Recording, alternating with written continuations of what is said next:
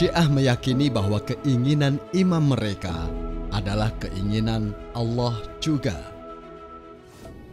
Keinginan para imam Syiah adalah keinginan Allah juga.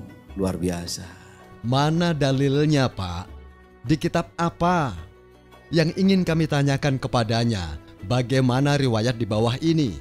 Dalam kitab Subulul Huda wa Ar-Rasyad, karya Asy-Syami, salah satu ulama Ahlus Sunnah, jilid 11, terbitan Al-Qahirah, tahun 1995, halaman 487. Asy-Syami berkata, At-Tabrani telah meriwayatkan dengan sanad yang hasan. Kami tegaskan, dengan sanad yang hasan. Dan juga Ibn Sunni meriwayatkan dalam kitab Mu'jannya. Dan juga Abu Sa'id An-Naisaburi dalam kitabnya Asy-Syaraf meriwayatkan dari Ali radhiyallahu anhu bahwasanya Rasulullah shallallahu alaihi wasallam bersabda kepada Fatimah, sesungguhnya Allah Subhanahu wa taala murka dengan kemurkaanmu dan ridho dengan ridhomu. Sekarang apa tanggapan Bapak tentang pernyataan Ibn Qayyim, salah satu ulama yang Bapak ikuti di dalam kitab berikut? Di dalam kitab Miftahu Darus Sadah, karya Ibn Qayyim, salah satu ulama rujukan kelompok Wahabi yang ditahqiq oleh Abdurrahman bin Hasan bin Qaid, terbitan Dar A'lam Al-Fawaid, halaman 1540 sampai 1542.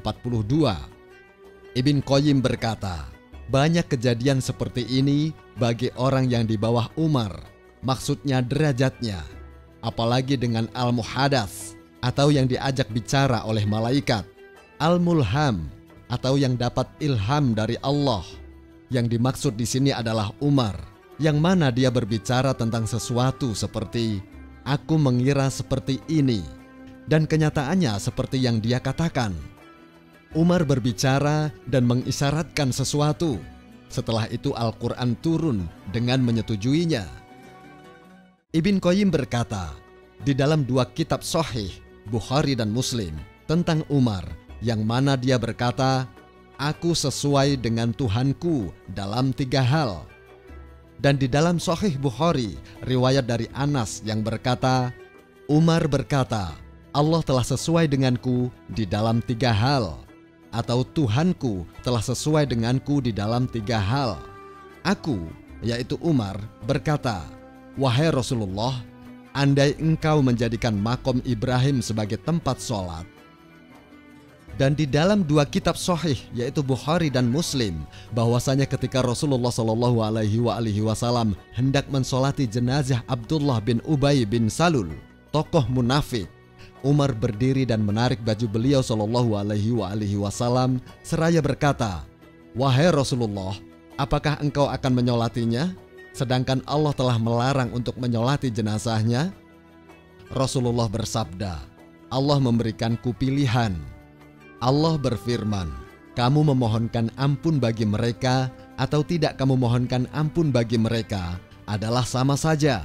Kendatipun kamu memohonkan ampun bagi mereka 70 kali, Allah tidak akan memberi ampunan kepada mereka. Aku akan tambahkan lebih dari 70 kali permohonan ampun. Kemudian Rasulullah Shallallahu alaihi wasallam pun mensolatinya, yaitu jenazah Abdullah bin Ubay bin Salul.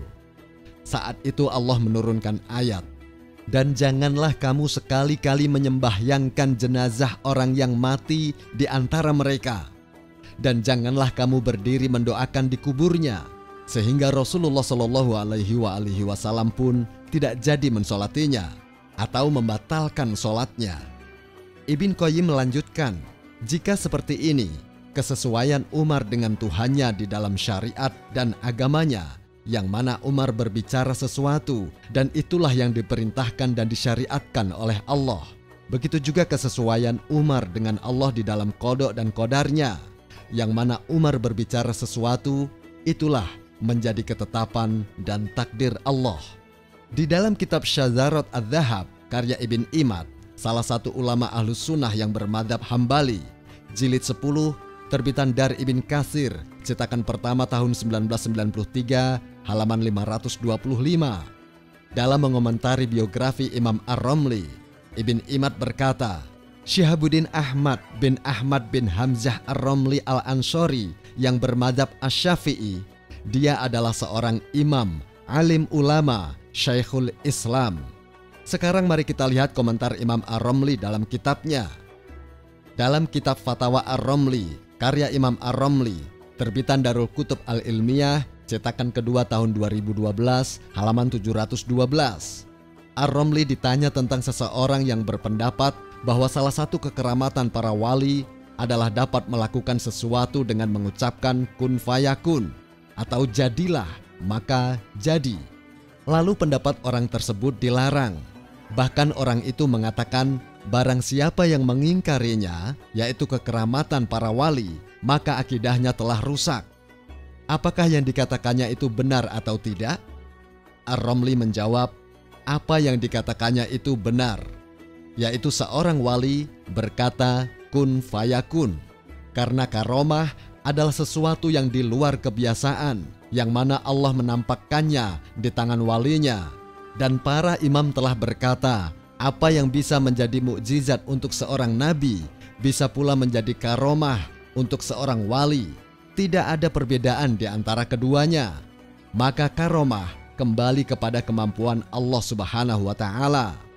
Memang benar, jika yang dia maksud adalah wali mampu melakukan sendiri kekeramatannya tanpa Allah, maka dia telah kafir.